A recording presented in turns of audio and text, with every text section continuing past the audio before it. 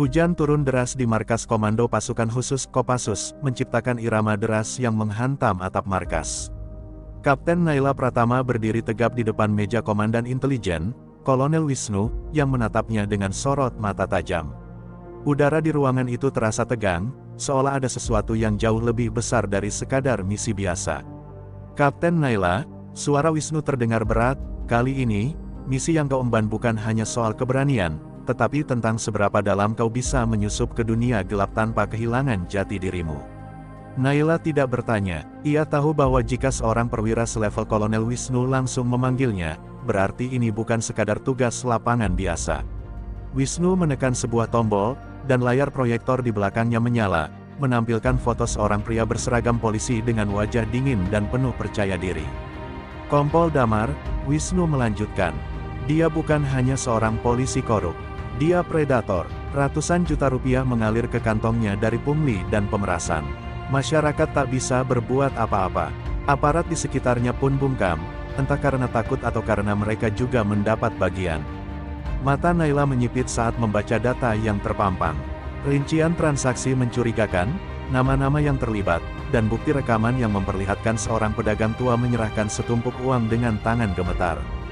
Damar tidak bekerja sendirian, lanjut Wisnu. Dia memiliki jaringan. Jika kita menyerangnya secara frontal, dia akan meloloskan diri seperti belut.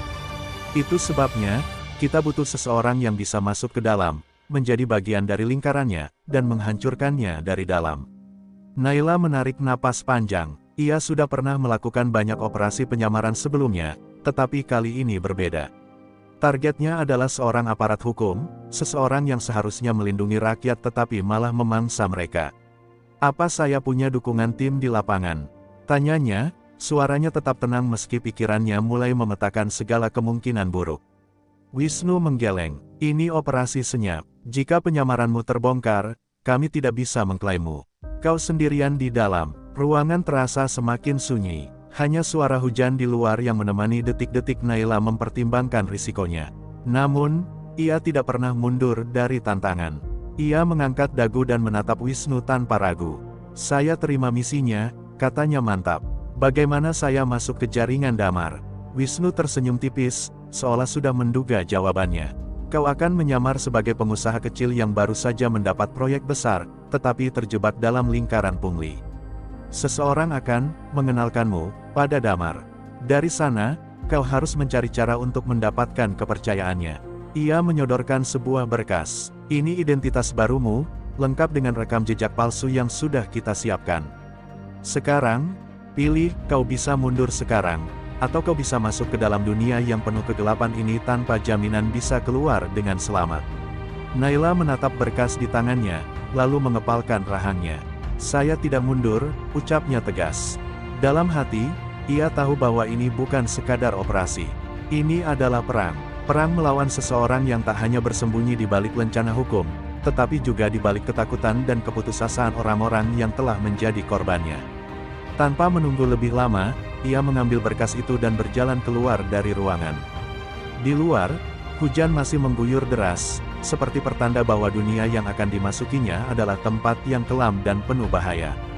Tapi satu hal yang pasti, Kapten Naila tidak akan mundur. Tidak sekarang, tidak pernah.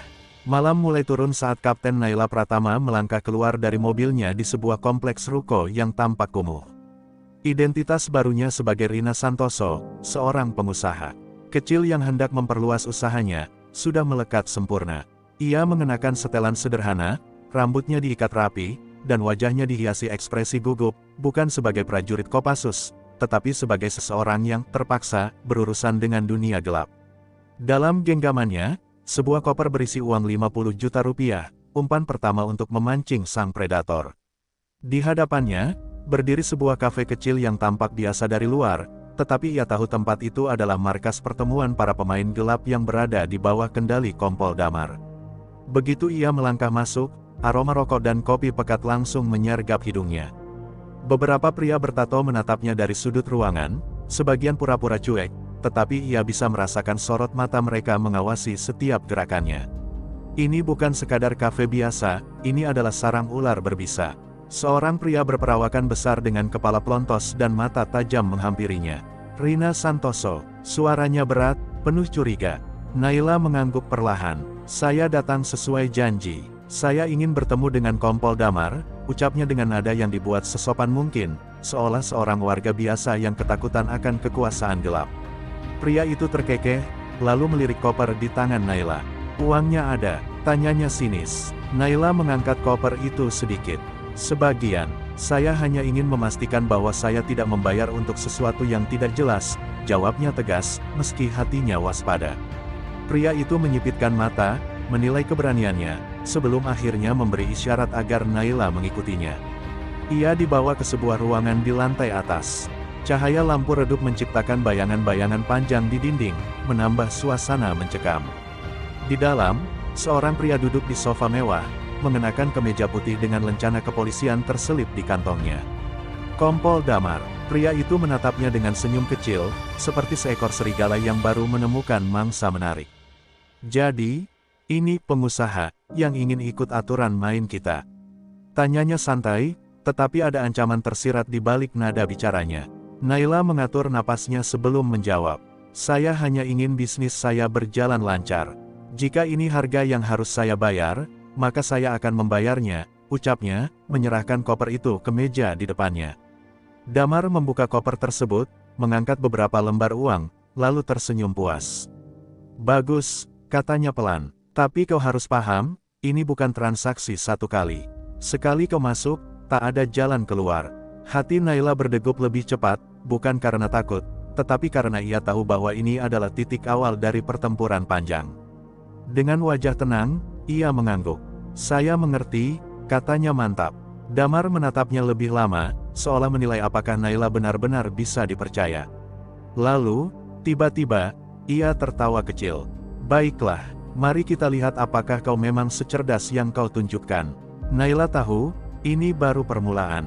Permainan baru saja dimulai, dan nyawanya kini telah berada dalam genggaman musuh. Duduk di sudut ruangan yang penuh asap rokok, Kapten Naila, atau Rina Santoso, seperti yang mereka kenal, berusaha menjaga ketenangannya. Kompol Damar masih duduk di sofa, memperhatikan setiap gerak-geriknya dengan tatapan tajam. Seorang anak buahnya, Tony, berdiri di sampingnya, menyalakan rokok dengan gerakan santai, tetapi mata lelaki itu tidak pernah lepas dari Naila.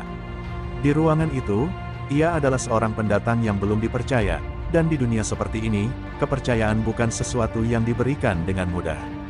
Itu harus dibayar, kadang dengan uang, kadang dengan darah. Damar mengambil sebatang rokok dari meja, menyalakannya dengan santai, lalu menghembuskan asapnya perlahan. Uangmu bagus, tapi aku tidak percaya siapapun hanya karena mereka membayar, katanya, suaranya pelan tapi penuh tekanan. Kalau kau benar-benar ingin jadi bagian dari lingkaran ini, kau harus membuktikan sesuatu. Ia menatap Naila dalam-dalam, mencari tanda-tanda kebohongan atau ketakutan. Naila tahu ini akan terjadi. Ia tidak bisa hanya masuk dengan membawa koper uang dan berharap diterima begitu saja. Apa yang harus saya lakukan? Tanyanya tenang, seolah benar-benar seseorang yang terdesak dan ingin menyelamatkan bisnisnya, bukan seorang prajurit Kopassus yang sedang menyusup ke jantung kejahatan. Damar tersenyum kecil, lalu menoleh ke Tony. Bawa dia, katanya singkat. Tanpa banyak bicara, Tony melangkah menuju pintu belakang. Naila berdiri dan mengikutinya, sementara dua pria lain, preman bertubuh kekar, mengapitnya dari belakang. Mereka keluar dari ruangan itu dan menuju ke lorong sempit yang berbau apak. Langkah mereka terhenti di sebuah pintu besi besar. Tony membuka pintu itu, mengungkapkan ruangan gelap dengan lampu remang-remang. Di dalamnya, seorang pria dengan tangan terikat ke belakang sedang berlutut di lantai. Wajahnya babak belur, darah mengering di pelipisnya. Naila menatap pria itu, lalu kembali menoleh ke Tony. Siapa dia? Tanyanya, menjaga suaranya tetap datar. Tony menyeringai. Seseorang yang mencoba menipu Damar, jawabnya.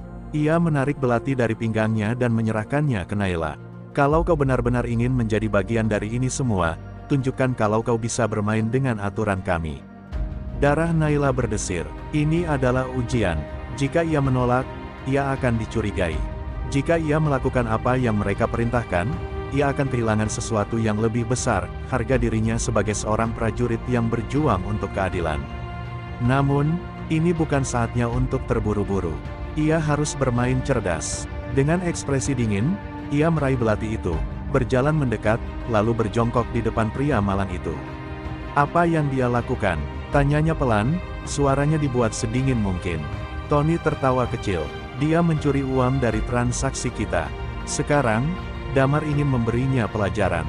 Mata pria yang terikat itu melebar, ketakutan.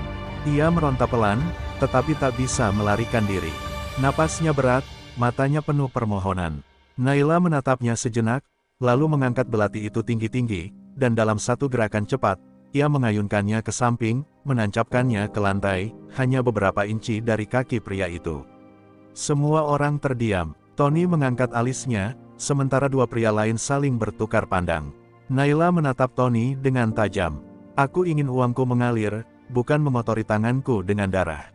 Kalau dia sudah dihukum, sebaiknya dia dijadikan contoh hidup. Orang yang mati tidak bisa menyebarkan ketakutan," katanya tegas. Tony menatapnya lama, lalu tersenyum kecil. "Kau lebih cerdas dari yang kukira," katanya. Ia berbalik dan memberi isyarat pada anak buahnya. "Bawa dia keluar." Saat pria yang babak belur itu diseret pergi, Naila tahu ia baru saja melewati rintangan pertama. Tapi ini baru permulaan. Kepercayaan di dunia ini memang bisa didapatkan, tetapi selalu dengan harga yang mahal. Malam itu, udara di sekitar markas Kompol Damar terasa lebih dingin dari biasanya. Setelah kejadian di ruang interogasi, Naila akhirnya dianggap sebagai bagian dari lingkaran. Namun, ia tahu kepercayaan ini masih rapuh. Setiap langkahnya diawasi, setiap gerak-geriknya diukur. Untuk tetap bertahan, ia harus bergerak lebih hati-hati, lebih cerdas, dan lebih cepat. Di dalam ruangan yang diberikan padanya, ia duduk di depan laptop kecil yang berhasil ia selundupkan. Dengan hati-hati, ia mengakses jaringan aman milik intelijen untuk mengirimkan laporan. Jari-jarinya mengetik cepat, "Saya telah masuk ke dalam. Damar percaya pada saya, tetapi Tony masih mencurigai. Ada jaringan yang lebih besar di balik ini. Butuh waktu lebih lama untuk mengumpulkan bukti." Sebelum ia sempat menekan tombol kirim, suara langkah kaki terdengar mendekat. Refleks militer Naila langsung bekerja. Dalam satu gerakan cepat, ia menutup laptopnya dan menyembunyikannya di balik rak buku yang penuh dengan berkas-berkas usang. Tepat saat itu, pintu terbuka.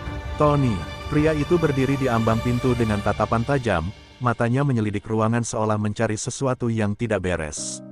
"Apa yang kau lakukan?" tanyanya, suaranya datar tapi mengandung kecurigaan.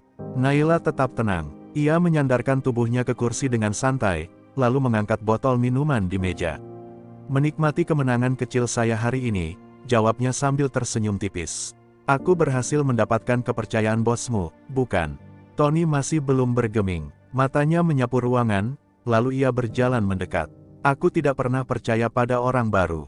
Dan aku punya kebiasaan mengecek semuanya sendiri," katanya sebelum tiba-tiba meraih rak buku di belakang Naila. Jantung Naila berdegup lebih cepat. Tony mulai membolak-balik berkas di rak itu, tangannya semakin dekat ke tempat laptop tersembunyi. Satu kesalahan saja, dan seluruh misinya berakhir di detik ini. Dengan cepat, Naila menjatuhkan botol minumannya ke lantai, membuat suara kaca pecah yang cukup keras. "Sial," serunya, pura-pura panik. Tony tersentak dan menoleh, memberi Naila cukup waktu untuk melangkah cepat ke sampingnya. "Kau membuatku gugup," katanya sambil menghela napas, berusaha mengalihkan perhatian. Tony menatapnya selama beberapa detik yang terasa seperti sahabat. Namun, akhirnya ia mendengus kecil dan mundur dari rak. "Santai saja, Rina," katanya, tetapi sorot matanya masih penuh kecurigaan. "Aku hanya ingin memastikan bahwa kau benar-benar di pihak kami." Ia berjalan menuju pintu, lalu berhenti sejenak sebelum berbalik. "Jangan pernah mencoba melakukan sesuatu di belakang kami. Damar tidak suka pengkhianat." Begitu Tony keluar dan menutup pintu, Naila menghembuskan napas panjang. Ia selamat untuk kali ini, tetapi ia tahu Tony belum sepenuhnya percaya. Dan itu berarti bahaya selalu mengintai di setiap sudut. Jika ia ingin menyelesaikan misinya, ia harus bergerak lebih cepat, sebelum kecurigaan Tony berubah menjadi kepastian. Malam itu, hujan turun deras membasahi jalanan kota. Kapten Naila duduk di kursi belakang sebuah SUV hitam bersama Kompol Damar, yang tampak sibuk berbicara di telepon. Tony menyetir di depan, sementara dua pria lainnya duduk di kursi depan dan sampingnya, tangan mereka selalu siaga di balik jaket. Naila tahu, perjalanan ini bukan sekadar transaksi biasa. Damar ingin mengujinya lebih jauh, memastikan apakah ia benar-benar bagian dari kelompok mereka atau hanya seorang pengamat yang menunggu kesempatan untuk menusuk dari belakang. Mobil melaju kencang melewati jalanan sepi menuju sebuah gudang tua di pinggiran kota. Dari informasi yang didapat Naila sebelumnya, malam ini Damar akan bertemu dengan seorang bandar gelap untuk membahas investasi baru, sesuatu yang berkaitan dengan pencucian uang dari hasil pungli yang selama ini ia kumpulkan. Ini adalah kesempatan emas bagi Naila untuk mengumpulkan informasi lebih lanjut. Tapi ia tak pernah menduga bahwa perjalanan ini akan berubah menjadi pertempuran hidup dan mati. Tiba-tiba, dari kejauhan, dua sepeda motor melaju cepat dari arah berlawanan. Naila melihat sesuatu yang aneh, mereka tidak menyalakan lampu dan pengendaranya mengenakan helm hitam dengan visor tertutup. Hanya dalam hitungan detik, salah satu motor melesat ke samping SUV, dan dor, suara tembakan menggema, menghantam jendela mobil yang langsung retak. Tony mengumpat keras dan membanting setir ke kiri, berusaha menghindari serangan mendadak itu. Damar berteriak, merunduk di balik kursi. Sial, siapa mereka? Naila sudah siap. Naluri tempurnya langsung bekerja. Dengan cepat, ia meraih pistol di balik jaketnya dan menurunkan kaca jendela, lalu membalas tembakan ke arah salah satu pengendara motor. Salah satu pria di motor terjatuh, tubuhnya menghantam aspal dengan keras. SUV terus melaju dengan kecepatan tinggi, tetapi serangan belum berakhir. Sebuah mobil sedan hitam muncul dari belakang dan mulai mengejar mereka. Mereka bukan orang kita, seru Tony sambil mencoba mengendalikan mobil di tengah hujan deras. Damar terlihat panik, tetapi masih berusaha menyusun strategi. Jangan biarkan mereka menangkap kita hidup-hidup. Naila tahu bahwa ini bukan sekadar serangan biasa. Ini adalah kelompok lain yang ingin menghabisi Damar, mungkin pesaing dalam jaringan korup yang lebih besar. Tapi yang lebih penting bagi Naila adalah bertahan dan tetap menjaga penyamarannya. Ia melihat ke kaca spion, menunggu momen yang tepat. Saat sedan hitam itu semakin mendekat, Naila mengangkat pistolnya dan menembak ban depan mobil musuh. Mobil itu oleng dan menghantam tiang listrik, meledak dalam percikan api. SUV akhirnya berhasil melaju keluar dari daerah berbahaya dan masuk ke gang sempit. Tony mengemudikan mobil ke area parkir bawah tanah sebuah bangunan tua. Semua orang di dalam SUV terengah-engah, kecuali Naila, yang tetap diam, menenangkan detak jantungnya. Damar menatapnya lama, matanya menyipit curiga sekaligus kagum. Kau ternyata lebih dari sekadar pengusaha kecil, katanya pelan. Naila hanya tersenyum tipis. Aku belajar untuk bertahan hidup, jawabnya dingin. Di dalam hatinya, ia tahu satu hal, malam ini, ia telah menunjukkan siapa dirinya. Tapi di sisi lain, ia juga sadar, Damar kini semakin memperhatikannya, dan itu bisa berarti bahaya yang lebih besar. Malam itu, setelah berhasil meloloskan diri dari serangan mendadak, Kompol Damar membawa seluruh timnya ke sebuah rumah persembunyian di pinggiran kota. Rumah itu tampak sederhana dari luar, tetapi di dalamnya, segala sesuatu telah dipersiapkan untuk situasi darurat seperti ini. CCTV terpasang di beberapa sudut, persenjataan tersimpan rapi di dalam lemari besi, dan komunikasi dilakukan melalui jaringan terenkripsi. Naila memperhatikan semuanya dalam diam, setiap detail bisa menjadi celah untuk menjatuhkan Damar. Damar duduk di sofa dengan wajah muram. Tony berdiri di sampingnya, sementara beberapa anak buah lainnya memeriksa senjata mereka. Ini bukan serangan biasa, gumam Damar sambil mengusap wajahnya. Seseorang mencoba menghabisi kita, dan yang lebih gila, mereka tahu rute perjalanan kita. Ia menoleh ke arah Naila, matanya penuh kecurigaan. Siapa yang kau kenal di luar jaringan ini? Tanyanya dingin. Naila tetap tenang. Aku tidak kenal siapapun, jawabnya, menatap Damar lurus tanpa sedikit pun keraguan. Kalau aku punya musuh, mereka bukan orang-orang di luar sana. Mereka ada di dalam ruangan ini. Tony menegang, sementara Damar menyipitkan matanya. Naila sengaja memainkan psikologi mereka. Jika ada pengkhianat di dalam jaringan Damar, maka orang itu akan mulai gelisah. Dan benar saja, seorang pria di sudut ruangan, Willy, salah satu orang kepercayaan Damar, terlihat sedikit pucat. Tangan kanannya mencengkeram pistol di pinggangnya dengan terlalu erat. Naila menangkap gerakan kecil itu. Ia tahu, di dunia ini, orang yang merasa bersalah biasanya menunjukkan ketakutan mereka dengan cara yang tidak sadar. Damar, yang tidak menyadari perubahan ekspresi anak buahnya, mengalihkan pandangan ke Tony. Periksa semua kontak kita, aku ingin tahu siapa yang membocorkan informasi ini. Tony mengangguk dan segera mengambil ponselnya. Naila tetap diam, tetapi pikirannya terus berputar. Jika ia bisa membuktikan bahwa ada pengkhianat di dalam kelompok Damar, maka ia bisa menggunakan hal itu untuk mempercepat misinya. Beberapa menit kemudian, ponsel Tony bergetar. Ia membaca pesan yang masuk, lalu mengerutkan kening. "Bos, aku baru saja mendapat kabar dari orang kita di pelabuhan," katanya dengan nada serius. "Ada seseorang yang diam-diam menjual informasi tentang pergerakan kita. Mereka menyebut nama Willy." Ruangan mendadak sunyi. Willy yang tadi pucat, kini terlihat semakin gelisah. Damar menatapnya dengan tajam, lalu bangkit dari kursinya. "Kau mengkhianatiku, Willy." Suaranya rendah, penuh ancaman. Willy langsung berdiri, tangannya bergerak cepat menarik pistol, tapi Naila lebih cepat. Dalam sekejap, ia menendang meja di depannya, membuat Willy kehilangan keseimbangan. Dengan gerakan cepat, Naila menodongkan pistolnya ke kepala Willy. Semua orang membeku. Damar menatap Naila dengan ekspresi sulit ditebak. Ia tidak tahu apakah harus marah karena Naila mengambil kendali, atau kagum karena refleksnya begitu cepat. Sementara Willy, yang kini berkeringat dingin, terengah-engah di bawah todongan senjata Naila. "Seperti yang aku bilang, musuh kita ada di dalam ruangan ini," bisik Naila. Namun di dalam hatinya, ia tahu, malam ini, ia telah menarik perhatian lebih besar dari yang seharusnya. Dan itu bisa berarti akhir dari misinya lebih cepat dari yang ia rencanakan. Udara di dalam ruangan terasa berat setelah insiden dengan Willy. Naila masih menodongkan pistol ke kepalanya, tetapi tatapan matanya tetap tenang, penuh kendali. Damar, yang semula terkejut, kini berdiri dengan ekspresi dingin. Ia mendekat perlahan, lalu menatap Willy dengan tatapan mematikan. Jadi benar, suaranya rendah, tetapi setiap kata mengandung ancaman yang mengerikan. Willy gemetar, keringat membanjiri pelipisnya. Bukan seperti itu, bos. Aku cuma butuh uang lebih. Aku tidak berniat mengkhianati kalian," suaranya bergetar. Tapi semua orang di ruangan itu tahu, di dunia ini, alasan seperti itu tidak akan menyelamatkannya. Damar mendekat, mengambil pistol dari pinggangnya, lalu menekan ujung larasnya ke dahi Willy. "Kau hampir membunuhku malam ini," katanya pelan. "Kau pikir aku akan memaafkan itu?" Willy ingin berbicara, tetapi sebelum kata-kata bisa keluar dari mulutnya, dor, satu peluru menembus kepalanya. Tubuhnya langsung terkulai di lantai, darah mengalir memenuhi ubin putih. Naila tetap berdiri tegak, meskipun di dalam hatinya ia merasa jijik.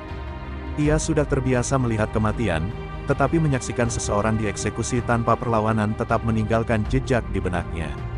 Damar menoleh ke arah Naila dan tersenyum tipis. "Kau punya refleks yang bagus," katanya sambil menyelipkan kembali pistolnya. "Aku suka orang yang cepat tanggap." Tony, yang sejak tadi diam, menatap Naila dengan lebih tajam dari sebelumnya. Ia mungkin tidak lagi mencurigainya sebagai pengkhianat, tetapi kini ia mulai melihatnya sebagai ancaman. Dan itu lebih berbahaya. Naila tahu, jika ia terlalu menonjol, ia akan menarik perhatian yang salah. Ia harus segera menemukan cara untuk menyelesaikan misinya sebelum semuanya terlambat. Damar melangkah ke jendela, menatap hujan yang masih turun deras. "Aku muak dengan ini. Ada terlalu banyak orang yang ingin menjatuhkan kita," gumamnya. Lalu, ia menoleh ke Naila. "Aku butuh seseorang yang bisa aku percayai untuk mengurus beberapa urusan penting. Aku ingin kau ikut denganku besok malam." Naila menahan napas sejenak. Ini bisa jadi kesempatan emas, atau jebakan mematikan. Ia harus bermain dengan hati-hati. "Kemana kita pergi?" tanyanya, menjaga suaranya tetap netral. Damar menyeringai. "Ke tempat di mana semua permainan ini dimulai. Kita akan bertemu dengan seseorang yang lebih besar dari kita semua." Hati Naila berdegup kencang. Ia tahu, apapun yang akan terjadi besok malam, itu akan menjadi titik balik dari seluruh misinya. Entah ia berhasil menjatuhkan Damar, atau justru jatuh dalam jerat yang tak bisa ia hindari. Malam berikutnya, Kapten Naila duduk di kursi penumpang sebuah sedan hitam, sementara Kompol Damar menyetir dengan wajah tenang. Jalanan gelap di pinggiran kota terasa semakin sunyi, hanya diterangi oleh lampu jalan yang sesekali berkedip-redup. Tony duduk di kursi belakang, diam tetapi waspada. Sejak kejadian dengan Willy, ia semakin memperhatikan Naila, mungkin masih menyimpan kecurigaan, mungkin juga merasa tersiingi. Mobil akhirnya berhenti di depan sebuah gudang besar yang tampak tak terpakai. Dindingnya penuh dengan coretan liar, tetapi dari dalamnya, cahaya samar terlihat. Naila melirik sekilas ke sekeliling, menghafal setiap detail yang bisa berguna. Ia merasakan pistol tersembunyi di balik jaketnya, satu-satunya senjata yang bisa ia andalkan jika semuanya berantakan. Damar keluar lebih dulu, diikuti Tony. Naila mengikuti mereka masuk ke dalam gudang, di mana beberapa pria bersenjata sudah menunggu. Di tengah ruangan, seorang pria duduk di sofa usang, mengenakan setelan mahal yang kontras dengan lingkungan sekitarnya. Wajahnya penuh ketenangan, tetapi matanya menyimpan bahaya. Pria ini bukan orang sembarangan. Damar melangkah mendekat. "Seperti yang kau minta, aku datang sendiri," katanya. "Dan aku membawa seseorang yang mungkin bisa membantu kita." Ia melirik ke arah Naila. Pria di sofa menatapnya lama, seolah sedang menilai sesuatu yang tidak terlihat. "Kau bukan orang biasa," katanya akhirnya, suaranya dalam dan berat. "Siapa namamu?" Naila menahan diri untuk tidak menunjukkan reaksi berlebihan. Ia tahu, setiap kata yang keluar dari mulutnya bisa menentukan apakah ia akan keluar dari tempat ini hidup-hidup atau tidak. "Rina Santoso," jawabnya, menggunakan identitas palsunya. Pria itu tersenyum kecil. "Rina Santoso, menarik." Ia berdiri, berjalan perlahan mendekati Naila. "Aku sudah lama mengamati kelompok Damar, tetapi tiba-tiba, kau muncul entah dari mana dan langsung mendapatkan kepercayaannya. Itu bukan sesuatu yang mudah." Tony, yang sejak tadi diam, menyela, dia membuktikan dirinya dalam berbagai situasi. Dia cepat, pintar, dan berbahaya. Namun, nada suaranya mengandung sesuatu yang lain, mungkin peringatan, mungkin ancaman halus. Pria itu mengangguk kecil. "Aku suka orang berbahaya, tapi aku lebih suka orang yang setia." Ia kembali duduk, lalu menatap Damar. "Kau bilang dia bisa membantu. Aku ingin melihatnya sendiri. Ada sesuatu yang perlu diselesaikan malam ini. Jika dia bisa melakukannya, maka aku akan percaya padanya." Damar menoleh ke Naila dengan tatapan serius. "Kau siap?" Hati Naila berdegup lebih cepat. Ia tahu, ini adalah ujian lain. Dan kali ini, taruhannya bisa jauh lebih tinggi dari sebelumnya. Ia mengangguk pelan. "Apa yang harus aku lakukan?" tanyanya, meskipun ia sudah menebak jawabannya, malam ini, ia mungkin harus mengotori tangannya lebih dari sebelumnya. Udara di dalam gudang semakin terasa menekan. Semua mata tertuju pada Naila, menunggu reaksinya. Pria berjas itu, yang jelas bukan orang biasa, memandangnya dengan senyum tipis, seolah menikmati momen ini. Dari sudut ruangan, dua anak buahnya menyeret seorang pria dengan tangan terikat dan wajah babak belur. Napas pria malang itu terengah-engah, darah mengalir dari pelipisnya, dan sorot matanya penuh ketakutan. "Kami menangkapnya saat dia mencoba menjual informasi ke pihak lain," ujar pria berjas itu dengan nada santai, seakan yang ia bicarakan hanyalah bisnis biasa. "Aku ingin melihat apakah kau benar-benar bisa dipercaya, Rina." Ia mengambil pistol dari pinggangnya, lalu melemparkannya ke Naila. "Bunuh dia." Jantung Naila berdetak cepat, tetapi wajahnya tetap dingin. Ini jebakan. Mereka ingin melihat apakah ia cukup kejam untuk menjadi bagian dari mereka. Damar dan Tony memperhatikannya tanpa ekspresi, tetapi Naila tahu, jika ia menolak, kecurigaan akan muncul. Jika ia menuruti perintah ini, maka ia telah melangkah lebih jauh ke dalam dunia mereka. Pria yang terikat itu menggeleng lemah, bibirnya bergetar.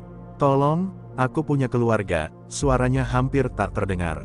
Naila merasakan genggaman pistol di tangannya semakin berat.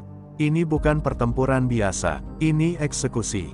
Dalam misi sebelumnya, ia selalu melumpuhkan musuh, menangkap mereka, mendapatkan informasi. Tapi ini berbeda. Detik berlalu seperti sahabat. Otaknya bekerja cepat, mencari jalan keluar. Ia tidak bisa langsung menolak, tapi ia juga tidak bisa menarik pelatuk tanpa konsekuensi moral yang besar. Maka, ia mengambil napas dalam, lalu mendekat perlahan ke pria yang terikat. Ia berjongkok di sampingnya, menatapnya seolah menilai sesuatu. "Kau tahu kenapa kau ada di sini?" tanyanya pelan. Pria itu hanya mengangguk, air matanya mulai mengalir. Naila menempelkan moncong pistol ke dahinya. Semua orang menahan napas, menunggu suara tembakan. Dalam sekejap, Naila mengayunkan pistolnya ke samping, menghantam kepala pria itu dengan gagang senjata hingga ia pingsan. Seketika, ia berdiri dan menembak lantai tepat di samping kepala pria itu. Dor! Semua orang tersentak. Tony langsung meraih pistolnya, tetapi pria berjas itu mengangkat tangannya, menghentikan semua pergerakan. Ia menatap Naila dengan ekspresi yang sulit dibaca. Dia tidak akan bicara lagi, kata Naila dengan suara dingin. Jika kau ingin membunuhnya, itu urusanmu. Tapi membuang peluru untuk orang yang sudah mati di dalam pikirannya. Buang-buang waktu. Hening. Semua orang di ruangan itu menatapnya, mencoba menilai apakah itu keberanian atau pembangkangan. Lalu, pria berjas itu tertawa pelan, lalu semakin keras. Kau menarik, katanya akhirnya. Baiklah, Rina, aku akan mengingat cara kerjamu. Damar menatap Naila lama sebelum akhirnya tersenyum tipis. Kau semakin membuatku terkesan. Sementara Tony, yang sejak awal mencurigainya, hanya menggeram pelan. Naila tahu, ia baru saja lolos dari satu jebakan, tapi yang lain pasti sudah menantinya. Dan semakin dalam ia masuk, semakin sulit untuk keluar. Udara malam begitu dingin saat Naila keluar dari gudang, meninggalkan tubuh pria malang yang kini tergeletak tak sadarkan diri di lantai. Damar berjalan di sampingnya, sementara Tony mengikuti dari belakang. Langkah mereka mantap, tetapi ketegangan masih terasa. Naila tahu, ujiannya belum berakhir, ia mungkin telah lolos dari eksekusi itu, tetapi sekarang semua mata mengawasinya lebih ketat dari sebelumnya. Saat mereka memasuki mobil, Damar menyalakan rokoknya dan mengembuskan asap keluar jendela. Kau berbeda dari orang-orangku, katanya tanpa menoleh. Biasanya, seseorang hanya punya dua pilihan, membunuh atau mati. Tapi kau memilih jalur ketiga. Ia tersenyum tipis. Aku suka orang yang berpikir cepat. Naila hanya diam, menatap jalanan gelap yang mereka lalui. Otaknya masih bekerja, mencoba menyusun langkah berikutnya. Seberapa dekat lagi aku dengan misi ini? Seberapa dalam aku harus masuk sebelum bisa menyeret mereka ke pengadilan? Ia bisa merasakan bahaya semakin dekat, terutama dari Tony, yang kini menatapnya melalui kaca spion dengan penuh kewaspadaan. Mobil berhenti di sebuah rumah mewah tersembunyi di balik pepohonan lebat. Mereka masuk tanpa banyak bicara, tetapi saat tiba di dalam, Tony akhirnya membuka suara. Aku masih belum yakin bisa mempercayainya, bos, katanya dengan nada tajam. Dia terlalu cepat mendapatkan tempat di sini. Damar menoleh, menatap Tony sejenak sebelum akhirnya terkekeh pelan. Tony, kau terlalu curiga. Justru karena dia cepat, aku ingin melihat seberapa jauh kemampuannya. Tatapannya beralih ke Naila. Aku ingin kau menangani sesuatu untukku. Naila menatapnya tanpa ekspresi. Apa? Damar menyandarkan diri di sofa, matanya tajam. Ada seorang wartawan yang terlalu banyak bicara. Dia mulai menggali kasus pungli ini, dan aku tidak suka orang yang mencampuri urusanku. Aku ingin kau memastikan dia berhenti bicara. Hati Naila mencelos. Ini bukan sekadar ujian lagi, ini adalah jebakan. Jika ia menolak, kecurigaan akan semakin besar. Jika ia setuju, ia bisa kehilangan kendali atas misinya. Tapi satu hal yang ia tahu pasti, ia harus segera menjatuhkan Damar sebelum semuanya terlambat. Dengan suara setenang mungkin, ia menjawab, berikan aku namanya. Namun dalam pikirannya, ia sudah menyusun strategi. Malam ini, segalanya harus berakhir, dengan cara apapun.